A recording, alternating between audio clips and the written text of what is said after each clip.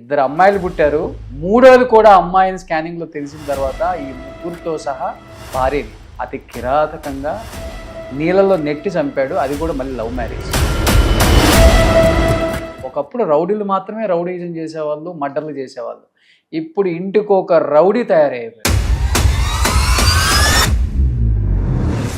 పున్నేలు ప్రాంతంలో ఉన్నాం. వరంగల్ జిల్లా హన్మకొండ జిల్లా సమీపంలోని పున్నేలు ప్రాంతంలో ఐనగోలు సమీపంలో ఉంది ఇది. ఎవరైతే కంటికి రెప్పలా కాపాడతాడో, ముఖ్యంగా తండ్రి కాపాడాల్సిన రెప్పనే కాటేస్తే ఎట్లా ఉంటుంది? పరగత్తో పాటు ఇద్దరు పిల్లలు కూడా స్విమ్మింగ్ పూల్లో పడి మృతి చెందారు. నిజానికి వాళ్ళు పడి మృతి చెందలేదు. చివరకు ఆ తండ్రి బలవంతంగా ఎవరినైతే ఫర్గత్ను నీటి కొలంలో అంటే స్విమ్మింగ్ పూల్లో బలవంతంగా ముంచాడు. అది ముంచుతున్నప్పుడు పిల్లలు కూడా కేకలు వేశారు. అరుచుకుంటూ పరిగెడుతున్న సమయంలో పిల్లలు కూడా అందులోనే బలవంతంగా తోసేస్తాడనేది మనకు తెలిసిన సమాచారం. వాళ్ళమ్మ ఉరేసుకు చావాలి. నేను కన్నా నా కొడుకు ఆడపిల్లలు పుట్టారు అని నా కోడల్ని చంపేశాడు. ఆ పిల్ల ఒకళ్ళకి కూతురేగా, సొంత మనవరాలను చంపేశాడు. ఇలాంటి వాడినా నేను కనింది. అంటే ఎదుటివాడిని కొడితేనే ఏదో పెద్ద కేసు అయిపోతుందంట, లోపలేసేస్తారంట, పోలీస్ స్టేషన్ కోర్టు చుట్టూ వెళ్ళటమే. తిరగాలంట. వద్దురా బాబు అనుకునే వాళ్ళం ఈరోజు పీకలు కోసేస్తున్నారు, చంపేస్తున్నారు, నరికేస్తున్నారు. ప్రీ ప్లానెడే. అక్కడ దాకా తీసుకెళ్ళి పటమని తోసేడుగా, ఏదో ప్లాన్ చేసుకొని అక్కడ దాకా వెళ్ళాడు. మంచి తండ్రులు 90% మంచోళ్ళు ఉంటారు. వాళ్ళందరూ కూడా భయపడతారు. అరే నా పిల్లలు నన్ను చూసి భయపడతారు మీ యాదవ్ వల్ల. ఇలాంటి వాళ్ళు చీడపురుగుల కింద లెక్క సమాజంలో. వాళ్ళ కొడుకు ఆలోచన ఎట్లా ఉంది, అతని భర్త ఆలోచన ఎట్లా ఉందని ఆ లేడీస్ కొంచెం ఆలోచించిన ఈ రోజు నలుగురు ప్రాణాలు సమాజంలో బతికి ఉంటాయి. Hi hello, welcome to Suman TV family values. నేను మీ రోషన్. సో సమాజంలో మనం చూస్తూనే ఉన్నాం, ఆ తరం నుంచి ఈ తరం వరకు కూడా వారసుడు కావాలి, వారసుడు కావాలి, వారసుడు కావాలి. అంటే ఆడపిల్లని తెలిసి వైఫ్ని, పుట్టిన ఆడపిల్లల్ని, అంటే ఫస్ట్ ఒకటి ఇద్దరు ఆడపిల్లలు పుడితే పిల్లల్ని, కడుపులో ఉన్న అమ్మాయిని స్కానింగ్లో తెలుసుకున్న తర్వాత భార్యతో సహా బిడ్డని మొత్తాన్ని చంపేస్తున్న కథనాలు కూడా చూస్తున్నాం. నిజంగా ఇలాంటి కథనాలు వింటున్నప్పుడు ఈ సమాజంలో అసలు పుట్టడమే దండగా అనిపిస్తుంది మనకి. ఒకప్పుడు రౌడీలు మాత్రమే రౌడీజం చేసేవాళ్ళు, మర్డర్లు చేసేవాళ్ళు. ఇప్పుడు ఇంటికి ఒక రౌడీ తయారైపోయారు. అది ఏదో విధంగా ఆ కుటుంబంలో ఏదో విధంగా వాళ్ళకి పాపం ప్రాణం మీదకి వచ్చే అంత దిగజారిపోయిన వ్యవస్థల్లో మనం ఉన్నాం. ఇంకా ఆ సమాజంలోనే బతుకుతున్నాం.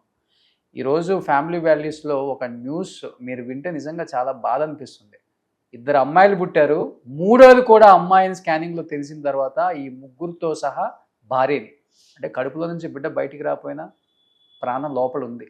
ముగ్గురు అమ్మాయిల్ని, తన భార్యని అతి కిరాతకంగా నీళ్ళలో నెట్టి చంపాడు. అది కూడా మళ్ళీ లవ్ మ్యారేజ్. ఒకసారి ఆ వీడియో చూద్దాం.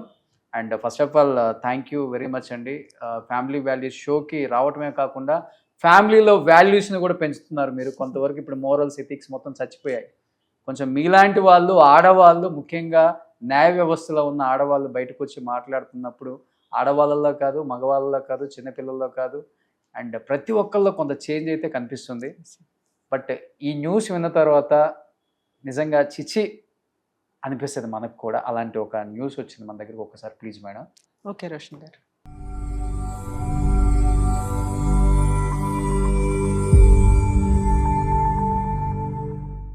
Welcome to Suman TV Warangal.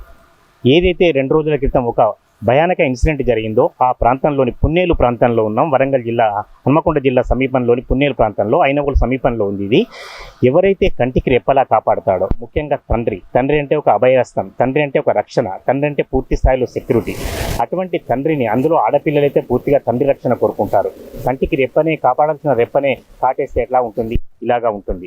ఎవరైతే అజారుద్దీన్ ఫర్గత్ల సంతానం ఉందో, ఫర్గత్తో పాటు ఇద్దరు పిల్లలు కూడా స్విమ్మింగ్ పూల్లో పడి మృతి చెందారు.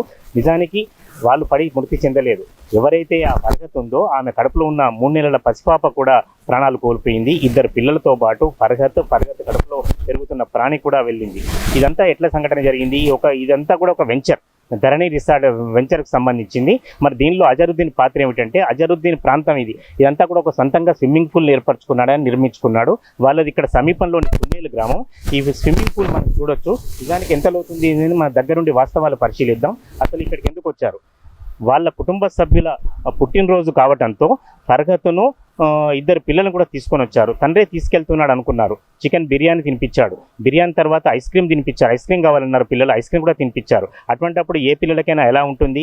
తర్వాత తండ్రి తల్లితో కలిసి సంతోషంగా గంతులు వేస్తూ ఎగురుతూ మళ్ళీ ఇంటికి వెళ్ళాలని ఉంటుంది. ఇంటికి వెళ్తారు, ఆడుకుంటారు, పాడుకుంటారు. కానీ చివరికి ఆ తండ్రి బలవంతంగా ఎవరినైతే ఫర్హత్ను అంటే అతను పోలీసులకు చెప్పిన ప్రకారం లేదా విశ్వసనీయ వర్గాల సమాచారం ప్రకారం, అధికారికంగా సమాచారం ప్రకారం కూడా ఫర్హత్ను ముందు నీటి కొలంలో అంటే స్విమ్మింగ్ పూల్లో బలవంతంగా ముంచాడు. అది ముంచుతున్నప్పుడు పిల్లలు కూడా కేకలు వేశారు. వాళ్ళు కూడా అరుచుకుంటూ పరిగెడుతున్న సమయంలో పిల్లల్ని కూడా అందులోనే బలవంతంగా తోసేశాడనేది మనకు తెలిసిన సమాచారం లేదా అంది వచ్చిన సమాచారం. ఇటువంటి పరిస్థితుల్లో ముగ్గురు కూడా ప్రాణాలు కోల్పోయారు. నిజానికి తనంత భార్యను నవమాసాలు మోసి కన్న పిల్లలని చివరకు ఒక పసి గుడ్డును కూడా స్కానింగ్ సెంటర్లో మరి ఎట్లా తెలుసుకున్నాడో అది కూడా నిజానికి నేరమే. అయినా స్కానింగ్ సెంటర్లో ఆడపిల్లని తెలవటం వల్ల ఆడపిల్లల మీద ఉన్న వైముఖ్యంతో ముగ్గురి ప్రాణాలు కూడా అతను బలిగొన్నాడు. దీనికి సంబంధించి గత 2 రోజులుగా వరంగల్ జిల్లా అంతా చర్చనీయాంశంగా మారింది. పున్నేలు గ్రామంలోనే ఖననం చేసే పరిస్థితిలో ఉంటే గ్రామస్తులంతా కూడా ఎదురు చూస్తారు. నిజానికి బాధాకరమైన విషయం ఏమిటంటే అజారుద్దీన్ ఫర్హత్లది ప్రేమ వివాహం. మరి ఇటువంటి పరిస్థితులలో కేవలం ఆడపిల్లల్ని లక్ష్మీదేవిలాగా చూసుకోవాల్సిన పరిస్థితి. కులం ఏదైనా మతం ఏదైనా కూడా ఆడపిల్లలు ఇంటికి ఒక రక్షణలాగా ఉంటున్న పరిస్థితి ఈ కాలంలో. ఇటువంటి పరిస్థితులలో ఆడపిల్లలను కంటికి రెప్పలా కాపాడుకోవాల్సిన పరిస్థితులలో ఆ పిల్లల్ని మాత్రం పూర్తి స్థాయిలో అజరుద్దీనే బలిగొన్నాడు. రమ్య గారు ప్రేమించి పెళ్లి చేసుకున్నాడు, 2 ఆడపిల్లలు. వాస్తవంగా మాట్లాడుకుంటాయండి కొన్ని ఓపెన్గా ఇవాళ బ్యాంకాక్, దుబాయ్ లాంటి మనం ఆ దేశాలకు వెళ్తే అబ్బాయి కావాలంటే అబ్బాయి, అమ్మాయి కావాలంటే అమ్మాయి. ఒక 5 లక్షలు 4 లక్షలు ఖర్చు పెడితే ఇంత స్పెషాలిటీ వచ్చింది. టెక్నాలజీతో పాటు ఇది కూడా వచ్చేసింది, ఈ దరిద్రం కూడా ఇప్పుడు. సో చాలామంది ఇల్లు వస్తున్నారు కూడా. కావాలంటే అతనికి ఆస్తి ఉందని చెప్తున్నారు, అతనిదే ఆ వెంచర్ అని చెప్తున్నారు, స్విమ్మింగ్ పూల్ అతనిదే అని చెప్తున్నారు. ఒక 4 పిల్లలకు కూడా కని స్తోమత అంటే ఫైనాన్షియల్గా కూడా చేసుకునే అంత కూడా ఉంది. మళ్ళీ ముస్లిమ్స్లో 5-6 ఉండడం కామనే. కానీ వాడు అంత దారుణంగా వాడి స్విమ్మింగ్ పూల్లోనే భార్యని పిల్లల్ని కిరాతకంగా నెట్టేసి ముంచి చంపడం నిజం. ముంచి చంపడం అనేది ప్లానింగ్ ప్రకారం క్లారిటీగా మనకు అర్థమవుతుంది. అతను మర్చిపోయాడా లేదా ఆ టైంకి అట్లా అనిపించిందా? 3వ కన్ను చూస్తూనే ఉంది. అక్కడ ఎవ్వరూ లేరు. సీసీ కెమెరాలు అవన్నీ రికార్డ్ అయినాయి. ఎవరు కనిపెట్టారు అక్కడ? ఫ్యామిలీ మెంబర్స్ ఒక్కళ్ళే వెళ్ళారు, ఇంకెవరు లేరు. ఐ విట్నెస్ ఎవరు అంటే సీసీ కెమెరాస్. ఆ 3వ కన్నుని ఎందుకు ఆపలేకపోయాడు? ఇది ఒక టైప్ ఆఫ్ ఆలోచన. ఎందుకంటే ఇంత జరుగుతుంది, ఎవరిని తీసుకెళ్ళాలి? అది ఓన్లీ వాళ్ళ పర్సనల్ స్విమ్మింగ్ పూల్. పిల్లల్ని బయటికి తీసుకెళ్ళాడు, బిర్యానీ లేదో ఐస్ క్రీమ్లు అనుకున్నారు, వచ్చారు, హ్యాపీగా ఆడుకునే టైంలో అక్కడ మనం చూస్తున్నాము పిల్లలు ఆడుకోవడానికి రబ్బర్స్ ఇవి కూడా ఉన్నాయి. అయినా ముంచేసి చంపాడు. అంటే వాళ్ళు పడిపోయారని ఇతను వచ్చి డ్రామా ఆడడానికి కూడా లేదు. కొంచెమన్నా స్విమ్మింగ్ పూల్ పెట్టారంటే ఈ పాటికి వాళ్ళు కొంత ఈత నేర్చుకొని ఉంటారు. అంత చిన్నపిల్లలు ఇంకా, పైగా ఆ పిల్లలకి ఇంకొంచెం ఈజీగా వస్తాయి. చాలా చిన్నపిల్లలు కాబట్టి కొంచెం ఈజీగా వస్తుంది. వైఫ్ మునిగిపోయిందంటే ఒక రీజన్. పిల్లలకి అసలు తెలియదు. అమ్మా నాన్న వాళ్ళు తప్ప ఇంకెవరు తెలుస్తుంది? వాళ్ళు నమ్ముతారు, వెళ్తారు. నాన్న అక్కడ తీసుకెళ్ళి ముంచేసేదాకా, అమ్మ అక్కడ తీసుకెళ్ళి ముంచేదాకా వాళ్ళకైతే తెలియదు. భార్యకి తెలిసి ఉంటుందిగా. సడన్గా 2 ఆడపిల్లలు 3 పిల్లలు అనే పాయింట్ మీద చంపేయడం అనేది నాకు రీచ్ అవ్వట్ల టాపిక్ అనేది. ఆడపిల్లల కోసమే చంపాడు అంటే ఫైనాన్షియల్గా బాగానే ఉన్నట్లు లెక్క. నెక్స్ట్ ఏ క్యాస్ట్లోనైనా ఏ రిలీజియన్లో అన్నా ఈ రోజున మనం మాట్లాడితే ఆడపిల్లలే సూపర్. మగపిల్లలు పాపం వాళ్ళకి లైఫే లేదు. వాళ్ళకి పెళ్ళిళ్ళు చేయలేక చేస్తున్నారు, వాళ్ళకి కెరియర్లో సెటిల్ అవ్వలేక ఇబ్బంది పెడుతున్నారు. తల్లిదండ్రులు తీసుకొచ్చే ఆస్తిలో ఎవరో కోడలు వచ్చి ఇబ్బంది పెట్టే పరిస్థితులు. కోర్టుల దాకా వెళ్తే అదే ఆడపిల్ల ఉంటే కూతురు కేసులు వేస్తుంది.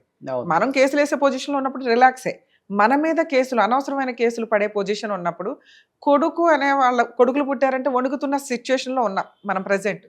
అలాంటిది ఆయనకి బంపర్ ఆఫర్గా ఆడపిల్లల్ని దేవుడు ప్రసాదించినట్టు లెక్క.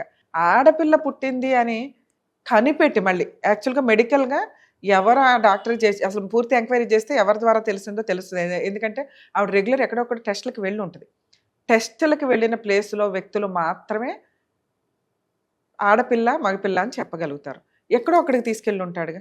ఆ తీసుకెళ్ళిన ప్లేస్లో అమ్మాయి వాళ్ళ అమ్మా నాన్నకి తెలుస్తాయి. అక్కడ ఎంక్వైరీ చేస్తే వాళ్ళని మెడికల్గా డిబార్ చేయడానికి అవకాశం ఉంటుంది. ప్రాపర్గా అట్లా ఎంక్వైరీ చేయాలి. యాక్చువల్గా ఎవరు చెప్పడానికి రిస్క్ రిస్క్ తీసుకోరు కాబట్టి ఫ్యామిలీ మెంబర్స్లో ఎవరన్నా ఉండి వాళ్ళు డాక్టర్ ఫీల్డ్లో ఉంటే చెప్పు ఉండాలి. 2, పిల్లలు.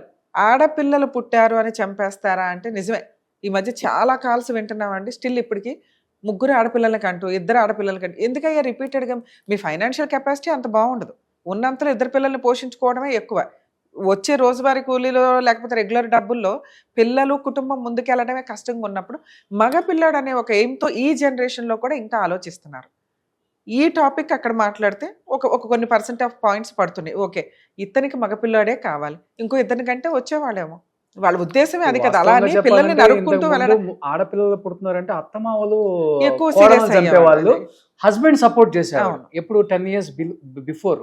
ఇప్పుడు ఏంటంటే అత్తమామలకి వీళ్ళు దూరంగా ఉంటున్నారు కాబట్టి అసలు పిల్లలు హస్బెండ్ యాక్సెప్ట్ చేయట్లేదు ఆడపిల్లలు పుడుతున్నారంటే. అది చాలా తక్కువ సందర్భాలు. ఏదో ఆడపిల్లలు పుడితే కలుపు మొక్కలు తీసినట్టు తీసేస్తాము అంటే వీళ్ళని చంపేస్తారు. యాక్చువల్గా ఊరుకోకూడదు ఒక రకంగా. అతను ఏమైనా పెద్ద చేదస్థం మనిషిలాగా ఉన్నాడా? కుర్రాడే, చక్కగా చదువుకున్న అబ్బాయిలాగా ఉన్నాడు. మోరల్ వాల్యూస్ తెలుసుంటాయి ఉన్నంతలో. ఫైనాన్షియల్గా కాస్త సెటిల్ అయి ఉన్న ఫ్యామిలీ. 2, 3 ఆడపిల్లల వల్ల కుటుంబం నాశనం అయిపోద్దో, పరువు నాశనం అయిపోద్ది, పరువు పోతుంది అనడానికి ఇష్టపడి ఒక అమ్మాయిని పెళ్లి చేసుకున్నాడు. చదువుకున్న వ్యక్తికి బేసిక్గా తెలుసు మగవాళ్ళ వల్లే ఆడపిల్లల మగపిల్లల అనేది డిసైడ్ అవుతుంది తప్ప లేడీస్ దగ్గర ఆ సీనే లేదు. అలాంటప్పుడు ఎవరు రిస్క్ తీసుకోవాలా? అతను భార్యకు ఒప్పించుకొని ఉంటాడు, ఏదో చెప్పుంటాడు. ఇట్లాంటి సందర్భంలో భర్త ఎప్పుడైతే నాకు మగపిల్లలు కావాలి రిపీటెడ్గా పిల్లల్ని కంటానికి ఆ అమ్మాయిని ప్రొవోక్ చేస్తున్నాడో ఖచ్చితంగా అమ్మాయి జాగ్రత్త పడాల. అతనికి అమ్మ లేదా, అక్క చెల్లెళ్ళు లేరా? ఒక్కసారి అది ఎంక్వైరీ చేస్తే వాళ్ళ అమ్మ ఉరేసుకు చావాలి. నేను కన్నా నా కొడుకు ఆడపిల్లలు పుట్టారు అని నా కోడల్ని చంపేశాడు, ఆ పిల్ల ఒకళ్ళకి కూతురేగా, సొంత మనవరాలను చంపేశాడు, ఇలాంటి వాడినా నేను కనింది అని ఉలిక్కి పడాలి ఆవిడ. ఒక రకంగా ఆవిడకి ఆడపిల్లలు ఉంటారుగా. ముస్లిమ్స్ ఫ్యామిలీ అంటే దగ్గర 4-5 కుటుంబ సభ్యులు అయితే కామన్గా ఉంటారు. ఆ ఆడపిల్లలు భయపడాలి. ఇలాంటి బ్రదర్ తోట మనం ఎంతకాలం కలిసి ఒక కుటుంబంలో కూర్చొని భోజనాలు చేస్తూ వచ్చాం. రేపటి రోజున మమ్మల్ని కూడా అసహించుకొని ఉంటాడుగా మనసులో. అక్కలు పుట్టారు, చెల్లెలు పుట్టారు అని వాళ్ళు ఉలిక్కి పడాలి. సమాజం ఉలిక్కి పడడం కాదు, వాళ్ళ ఫ్యామిలీ మెంబర్స్లో బతుకున్న లేడీస్ ఎవరైతే ఉన్నారో, అది అమ్మ కావచ్చు, అక్క చెల్లెళ్ళు కావచ్చు, అన్నదమ్ములు కావచ్చు, వాళ్ళ భార్యలు కావచ్చు, పిన్నులు కావచ్చు, లేడీస్ అంతా ఉలిక్కి పడే వ్యవహారం. ఒకవేళ ఇతను ఆడపిల్లలు పుట్టారన్న ఒక్క రీజన్ తోటి పిల్లల్ని భార్యని చంపేసి ఉంటే 99% అదే క్లారిటీ ఉంది ఇక్కడ మనకున్న అంతలో. చంపేసే ప్రాసెస్ అంత క్రూయాలిటీ ఉందా అంటే ఇంకే ఉన్నాయి రీజన్స్. ఒకవేళ వీళ్ళ మధ్య ఫ్యామిలీ డిస్ప్యూట్ ఉంది, లేదా ఈయనకి ఎవరన్నా వేరే ఎక్స్ట్రా మ్యారిటల్ అఫైర్స్ ఉన్నాయి, ఆ అమ్మాయితో పెళ్లి చేసుకోవాలంటే ఈ అమ్మాయిని వదిలించుకోవాలి, డిలీట్ చేయాలన్నట్లు కోర్టుల చుట్టూ తిరిగి కాంపెన్సేషన్స్ ఎక్కువ ప్రాపర్టీస్ ఉన్నప్పుడు వీళ్ళు ఏం చేస్తారంటే 3 పిల్లల మీద భార్య మీద కాంపెన్సేషన్ అనేది కొంచెం గట్టిగానే వెళ్తుంది. లేదా ప్రాపర్టీ షేర్లు కానీ యాన్సిస్టర్ ప్రాపర్టీస్ ఉంటే ఈ తలనొప్పులు ఎందుకు? ఇలా మేబీ అమ్మాయి లవ్ మ్యారేజ్, వెనకాల బ్యాక్గ్రౌండ్ ప్రాపర్గా లేదు. ఇన్ కేస్ ఏదైనా జరిగినా ఒకటే కేసు, 5 కేసుల కంటే ఒక కేసు బెటర్గా. డబ్బున్నవాడు ఏమన్నా మేనేజ్ చేయగలనేమో అని ఆ క్షణానికి ఏమన్నా అనుకోవాలా, లేదా ప్రీ ప్లానెడే అక్కడ దాకా తీసుకెళ్ళి పటమని తోసేడుగా, ఏదో ప్లాన్ చేసుకొని అక్కడ దాకా వెళ్ళాడు. సో ఇలాంటి ఒక సీన్ ఉన్నప్పుడు ఖచ్చితంగా ఆడపిల్లలు అనే ఆ మెంటాలిటీ ఉన్న భర్తకి ఎక్స్ట్రా మ్యారిటల్ అఫైర్స్ ఉండి ఈ లక్షణాలు బయట వాళ్ళకి తెలియపోయినా భార్యకి తెలుసు. భార్య ముందుగా మేల్కొని ఇతని దగ్గర నాకు ఎంతవరకు రక్షణ ఉంది, నేను ఈ విషయాన్ని ఎవరికి షేర్ చేసుకోవాలి.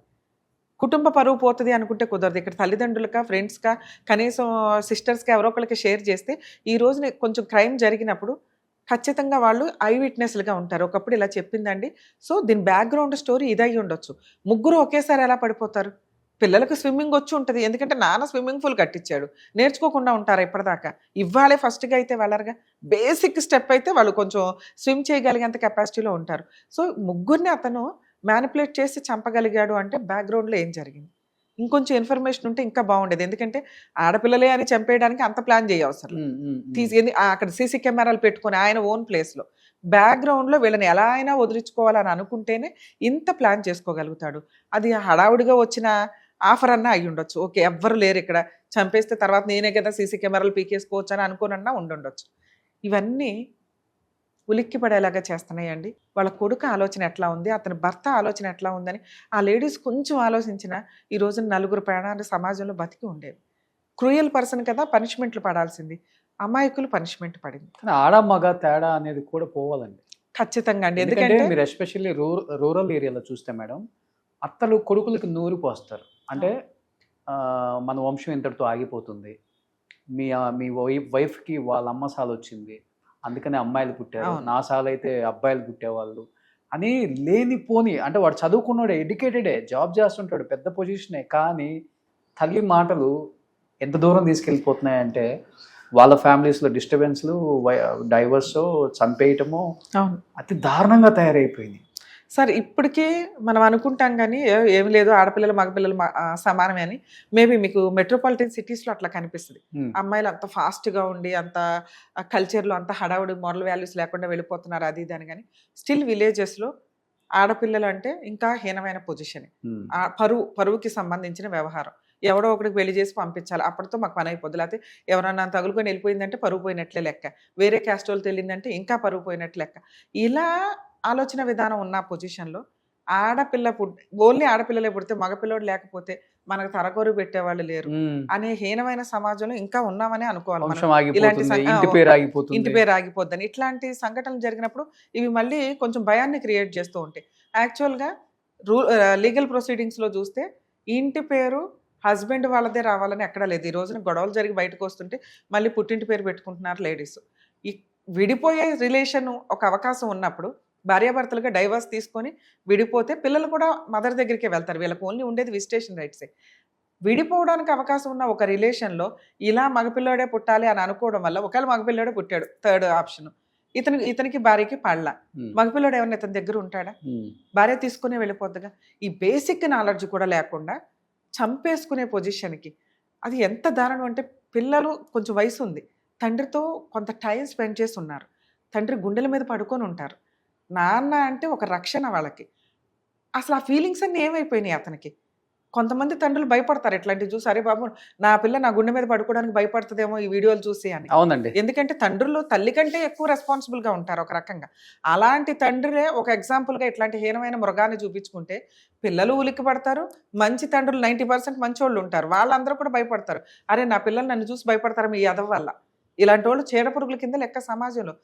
వీళ్ళకి పనిష్మెంట్ ఎవరు ఇవ్వాలి? వాళ్ళ ఫ్యామిలీ మెంబర్స్ ఇవ్వాలి. మేబీ ఆ కేసులో అతను ఒక 4 సంవత్సరాలు 5 సంవత్సరాలు జైల్లో ఉంటాడేమో, ఈ ఫ్యామిలీ మెంబర్సే బయటికి తీసుకొస్తారు. అన్నలో నాన్నో తీసుకురారు, ఈ అమ్మ చెల్లెళ్ళు అక్కలో వీళ్ళందరూ షూరిటీలుగా ఉండి తీసుకొస్తారు. ఖచ్చితంగా ఇలాంటి వాళ్ళని బయటికి తీసుకురాకుండా చూసుకోవాల్సిన బాధ్యత అమ్మాయి తరపు వాళ్ళది. ఎందుకంటే మనకు తెలియదు ఎక్కడ ఏంటని, మనం ఎంతగా పోరాడుతూ కూర్చోలేం కదా. ఉన్నంతలో వేరు బాగుండాలని మనం చూస్తున్నాం. పునాది బాగుంటే మొక్క బాగుంటుంది, ఫ్రూట్స్ బాగుంటాయి, ఫ్లవర్స్ బాగుంటాయి అని. అక్కడ ఒక ఫ్రూట్ డ్యామేజ్ అయిపోయింది. ఆ ఫ్రూట్ డ్యామేజ్ అవుతున్నప్పుడు ఆ ఫ్రూట్కి సంబంధించిన వ్యక్తులు ఎవరు? వాళ్ళ ఫ్యామిలీ మెంబర్స్. వాళ్ళు చూసుకుంటే బాగుంటుంది. వాళ్ళు ఆ అబ్బాయిని బయటికి రానివ్వకుండా, రే 4 ప్రాణాలు నువ్వు గాల్లో కలిపేసావు, తీసి పడేసావు, నువ్వు సమాజంలో ఏ రకంగా పనికొస్తావు, మా ఇంట్లోకి ఎలా పనికొస్తావు, మాతో కూర్చొని బిర్యానీ ఎలా తింటావు, ఇవి మాట్లాడుకుంటూ అతనికి ఇవ్వాల్సిన చట్ట ప్రకారం పనిష్మెంట్ని పూర్తిగా పడేలాగా చూడాల్సిన బాధ్యత మాత్రం వాళ్ళ ఫ్యామిలీ మెంబర్స్కి ఉందని నేను ఇంకొకటి మనం ఫస్ట్లో అనుకున్నట్టు మేడం, క్రైమ్ చేయాలంటే భయపడే వాళ్ళం మేడం, మన జనరేషన్ వరకు వాస్తవంగా. అంటే ఎదుటి వాడిని కొడితేనే ఏదో పెద్ద కేసు అయిపోతుందంట, లోపలేసేస్తారంట, పోలీస్ స్టేషన్ కోర్టు చుట్టూ తిరగాలంట. వద్దురా బాబు అనుకునే వాళ్ళం ఈ రోజు పీకలు కోసేస్తున్నారు, చంపేస్తున్నారు, నరికేస్తున్నారు, పొడిచి చంపుతున్నారు. అసలుకి అంటే విషయం ఆ రోజులు పోయినాయి మేడం. విషయం ఇచ్చి చంపేశారంట, ఆ రోజులు పోయినాయి మేడం. ఇప్పుడు ఓన్లీ నరికేయటం వల్ల మేడం. అవును, అసలు ఎంత ఈజీగా అంటే అసలు ఐటమ్స్ దొరుకుతున్నాయి, ఇంట్లోనే ఉన్న ఐటమ్స్ తోటి చంపేస్తూ దానికి డ్రామా ఆడుతూ క్లియర్గా ప్లాన్ చేసుకుంటున్న సందర్భాలు. ఇలాంటి ఒక సమాజంలోకి వెళ్తున్నప్పుడు లా అండ్ ఆర్డర్ ఇంకొంచెం స్ట్రిక్ట్గా ఉండడం, స్ట్రిక్ట్గా కూడా ఉండవసరలా పనిష్మెంట్ 1 ఇయర్లో వేయమనండి, భయం స్టార్ట్ అవుతుంది జనాల్లో. ఎప్పుడుకో పనిష్మెంట్ అంటే మనం ఇది మర్చిపోతాం, రేపొద్దుట ఇంకో క్రైమ్ ముందుకు వస్తుంది. జైలు సరిపోవడం. ఇట్లాంటి వాళ్ళకి అంటే కొంతకాలం సీరియస్గా ఇమీడియట్ పనిష్మెంట్లు ఉంటే భయం స్టార్ట్ అవుతుంది. ఇదే క్రైమ్ పెరుగుతుంటే పనిష్మెంట్ యొక్క పర్సంటేజ్ కూడా పెరగాలి. బాబు చిన్న కన్నా అంటే కుదరదుగా. పనిష్మెంట్ రేంజ్ అనేది ఆ రేంజ్లోకి వెళ్తుంది. మన వాళ్ళ ఉద్దేశం ఏంటి? పనిష్మెంటు మార్పు తీసుకురావడం, క్రమశిక్షణతో పద్ధతిగా ఒక మంచి మనిషిని మళ్ళీ సమాజంలోకి వదలటం. మన వాళ్ళు అందుకే కన్ను కాలుకు కాలు అనే పనిష్మెంట్ని మనం ఇండియాలో యాక్సెప్ట్ చేయరు. ఒకవేళ ఈ క్రైమ్ పర్సంటేజ్ అలాగే ఉంటే వేరే కంట్రీస్లో ఉన్న ఆ పనిష్మెంట్లు తీసుకురావాల్సి వస్తుంది. పనిష్మెంటే లేట్ అవుతుంటే ఇలాగే వెచ్చలివిడిగా తిరుగుతాం. ఎగ్జాక్ట్లీ మీరు చెప్పింది అక్కడే, పనిష్మెంట్ ఉండాలి, ఫాస్ట్గా పడాలి. సమాజంలో ఇగో ఈ క్రైమ్ చేస్తే ఈ పనిష్మెంట్ పడుతుంది అనేది రియలైజేషన్ వస్తే కొంత తగ్గిద్ది. తగ్గల ఇంకా ఇలాగే ముదిరారు అనుకోండి, పనిష్మెంట్ యొక్క స్టైల్ మార్చుకుంటూ వెళ్ళాలి. కనీసం మంచోళ్ళని మనం కాపాడాలంటే ఇలాంటి కలుపు మొక్కల్ని ఏరేయాల్సిన పరిస్థితి ఫ్యూచర్లో రావడానికి ఎక్కువ అవకాశం ఉంది. సో మనుషుల్లో కాదు మార్పు రావాల్సింది, వ్యవస్థల్లోనే మార్పు రావాలి. ఖచ్చితంగా ఇది జరిగితేనే ఇవన్నీ తగ్గుతాయి. సో డెఫినెట్గా మేడం చెప్పినట్లు వీటిలో మార్పులు రావాలని మనస్ఫూర్తిగా అందరం కోరుకుందాం. So thank you so much Ramya గారు.